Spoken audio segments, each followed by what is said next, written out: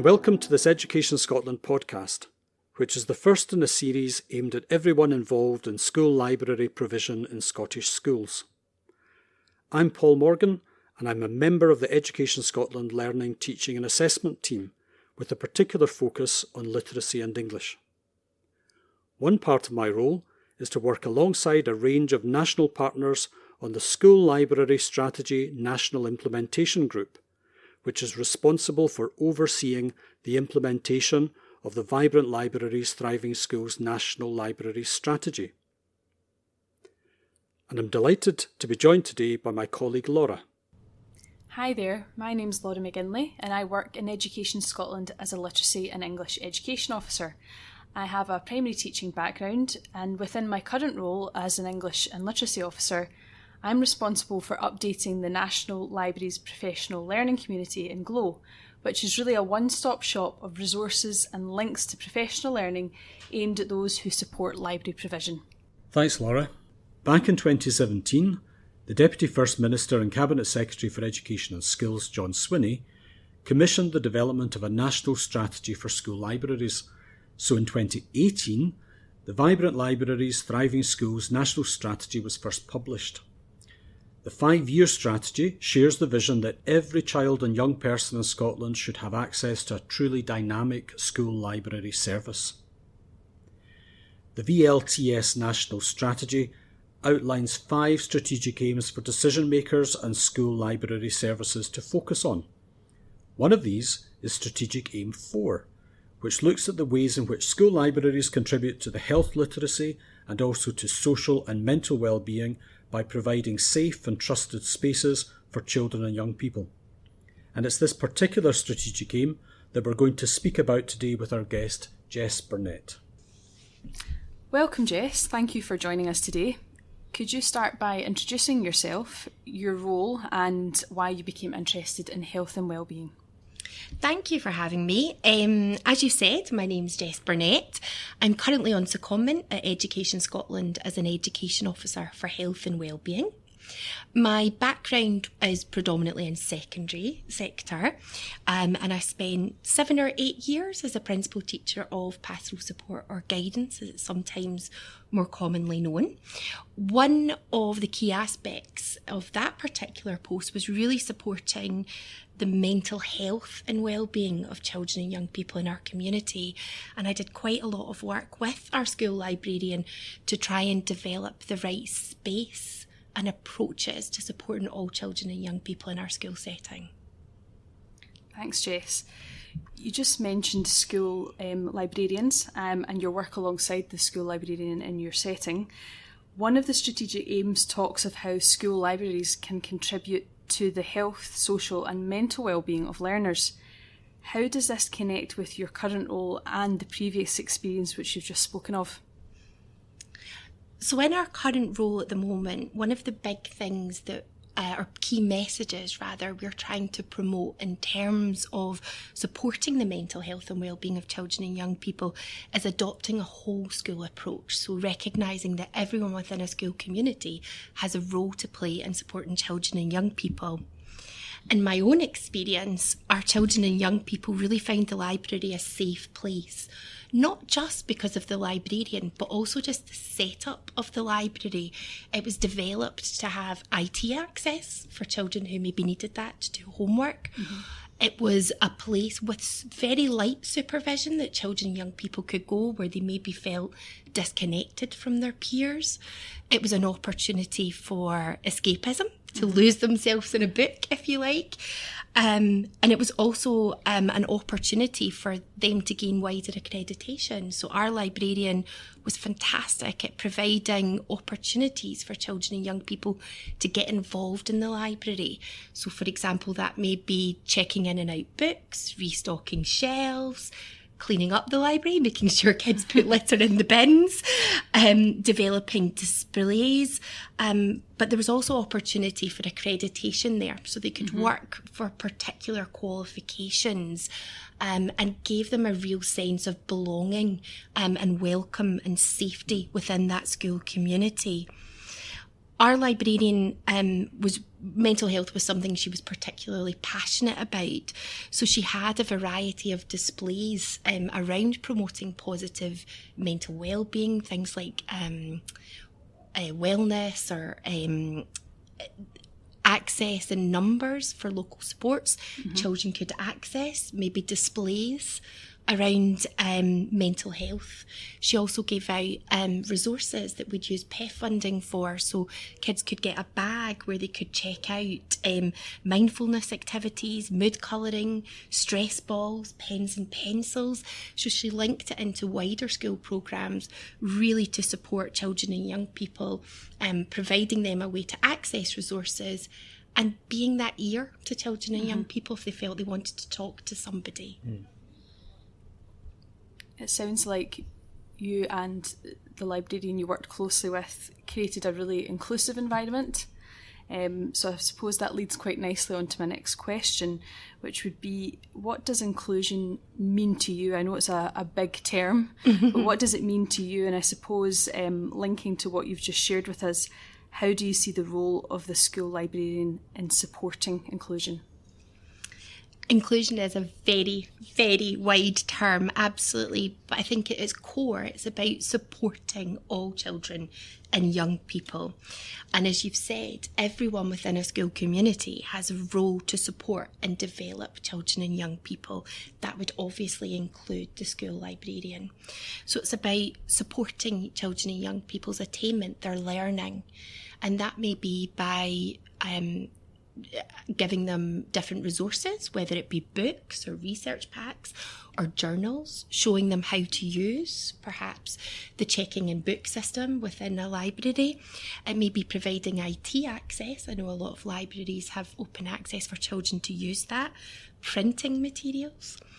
But it's also about supporting the well-being of our children and young people. So giving them that safe place like we've spoken about, giving them an ear, giving them your time, listening, responding to those concerns and creating, I suppose, an inclusive and welcoming environment for children and young people, and that everybody has a right to be there and to use those resources moving forward.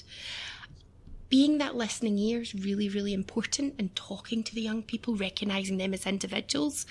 But obviously there is a responsibility for every member of a school community to make sure that if a child or young person tells you something about their well-being or a concern that you have, you follow that up in the agreed way within your school's safeguarding or child protection plan. So it's about passing that information on when is appropriate, but making sure you know who that would be. So it's, I suppose, linking with the wider school communities to support children and young people. So Jess, you mentioned the importance of safeguarding and child protection and really knowing who and when to pass information on to within your school if you have concerns about a child, or if you've maybe even just noticed a change in their behaviour or their mood. What other opportunities do you feel there are for librarians to provide that listening ear? I think there's two aspects to that, Laura. There's being the listening ear. So there's having an opportunity to speak to the young people. So just in your daily interactions, having a conversation with them. I know some librarians maybe set up drop-in times, or the library is sometimes used by other pupils as an opportunity to provide, for example, buddying programmes or mentoring programmes. Children and young people tend to view the library less formally, perhaps, than a classroom. Yep. So maybe what they say may be less guarded. And it's important that you're just listening into that and passing that on. So, you know, if you hear young people talking about another child or raising concerns, you're registering that, you're listening to that, you're engaging with that. And as you say, passing it on when appropriate to the right person. But the second aspect's not just about listening, it's about actually what you see in front of you with children and young people. So for example, if you have a young person that's coming into the library Social times is very, very withdrawn, not mixing with other children and young people. Perhaps their appearance is deteriorated, or they appear a bit unkempt, or you're a bit concerned at some of their reading matter or what they're looking up. Again, it's just being aware of what's going on around you and passing that on when it is or isn't appropriate. And sometimes when a child or young person has quite poor mental health, they really need that adult or someone else to make the first step. So just simple conversations around, hi, how are you today? How's your day been? What have you got next period? Just to start that conversation. Thanks for that, Jess. That's really interesting, and it makes me think that there must be a wealth of professional learning opportunities and resources around the whole area of nurture and of health and wellbeing. What sources of support would you recommend for a school librarian to tap into? I think it's important to mention that every school librarian will be coming from a different starting point. So some will maybe already be quite well versed in trauma-informed or nurture approaches, whereas some others may be it may be a completely new concept to them. The schools themselves will be in slightly different positions as well in terms of their priorities. So I suppose it's really about school librarians as individuals identifying what are they interested in and how can they maybe contribute to the wider school priorities moving forward. The best advice I can give is if you speak to your management team and your pastoral or guidance team, if you're in a secondary school, speak to them, ask them, what are they taking forward? What could you potentially do to support or complement their work, or perhaps extend their work into your own space within the school, and really support those young people? We are talking about children and young people, but I'm also very conscious we haven't talked about speaking to children and young people. So chat to the users of your library. What would they like to see? What do they think would help? What would be more welcoming to them? One of the big priorities I know you as a literacy team in Education Scotland are trying to promote is reading. So what would encourage more children and young people to read, whether they put that out as a survey, for example, or they chat with them, or they go along to an assembly, and really look at, well, what are the children and young people telling you they would like to see in the library? What are the staff telling you? Potentially, what are parents and carers telling you? And how can you build that forward with your own skill set? There are a variety of resources that are all available in the National Improvement Hub around supporting children and young people's mental health. I would certainly recommend some of the NES resources that have just been produced around trauma-informed practice. That's really looking at what you can do as an individual to create a more inclusive wellbeing space. So actually looking at the physical building of your library and how you can make that more open, but also chat through language, how to talk to children and young people that maybe aren't having the best experience or have experienced trauma in their life. That's a fantastic resource that you can do in your own time. Thanks, Jess. I'm aware that the Scottish Government's really keen that every sector and every worker essentially in Scotland is trauma-informed. And it sounds like this resource would really go a long way to help librarians and colleagues achieve that aim. Would that be the case? Absolutely, and that's really what the NES resource has tried to do. And I suppose it makes it more accessible because we all work in different sectors and different roles. We all have a different understanding. So it's really at that kind of basic informed level where it outlines what do we mean by trauma, because trauma affects everybody and it affects everybody a little bit differently. And it really outlines helpful examples of what behaviour someone who's maybe experienced trauma may display, how you can respond to that in a more open and positive way, and considerations that you as an individual, not just in your work life, but in your personal life, can take on board to support people moving forward. Brilliant. And I'm sure that we've got a link to that resource, to the NES resource, on our school libraries professional learning community on Glow. So that's one to look out for. Brilliant. Thank you. Thank you, Jess, for sharing your experience and your insight into the role of librarians and practitioners and the job that they do in supporting the social and mental well-being of children and young people. In a short space of time, you've touched on some complex themes such as inclusion and trauma, And we've also highlighted a few professional learning opportunities which are available out there if any of the listeners would like to find out more.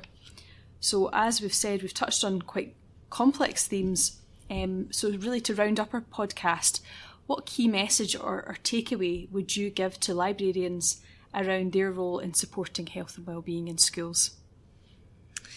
I think the key message, and I hope reassuring aspect, will be that you don't need to have all the answers and that you can't fix everything.